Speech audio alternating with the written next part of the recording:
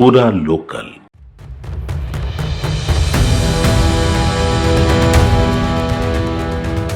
పహల్గాంలో ఉగ్రవాదుల దాడి తర్వాత పాక్ ఆక్రమిత కాశ్మీర్ని స్వాధీనం చేసుకోవాలని మోదీ సర్కార్పై ఒత్తిడి పెరుగుతోంది. ఉగ్రవాదుల అడ్డాగా పీఓకే మారడమే దీనికి కారణం. అక్కడి నుంచి ఉగ్రవాదులు పచ్చని కాశ్మీర్లోకి చొరబడి అల్లకల్లోలం సృష్టిస్తున్నారు. దీన్ని అడ్డుకోవడానికి పీఓకేను స్వాధీనం చేసుకోవడం ఒక్కటే మార్గమని సూచిస్తున్నారు. అయితే దేశంలోని హిందువులంతా పీఓకేను స్వాధీనం చేసుకోవాలని ఎప్పటినుంచో కోరుకోవడానికి మరో కారణం కూడా ఉంది. అక్కడ ఉన్న దేవాలయం కోసమే వారి తపన.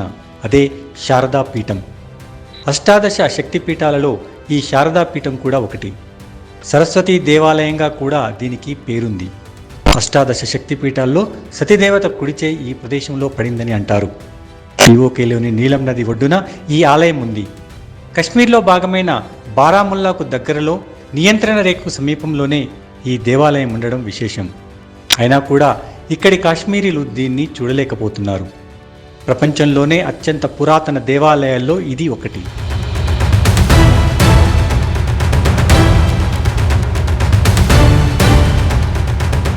ఈ దేవాలయాన్ని క్రీస్తు శకం 237 సంవత్సరంలో మౌర్య చక్రవర్తి అశోకుడు నిర్మించాడని చరిత్రకారుల కథనం.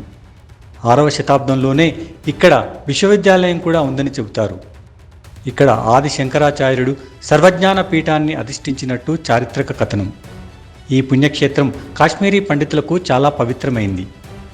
పాక్ ఆక్రమిత కాశ్మీర్ ఆధీనంలోకి ఈ ఆలయం వెళ్లడంతో భక్తులకు ఈ దేవాలయ సందర్శన కష్టంగా మారింది.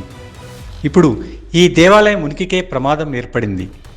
పాకిస్తాన్ మద్దతుతో నడిచే స్థానిక ప్రభుత్వం దీని బాగోగులను ఏమాత్రం పట్టించుకోలేదు. ఒక విధంగా చెప్పాలంటే ఇప్పుడు ఇది శిథిలావస్థకు చేరుకుంది. ఈ ఆలయాన్ని సందర్శించే అవకాశం కల్పించాలని కశ్మీరీ పండిట్లు ఎప్పటినుంచో కోరుతున్నారు. కానీ పీఓకేలో ఈ ఆలయం ఉండడంతో అది సాధ్యం కావడం లేదు.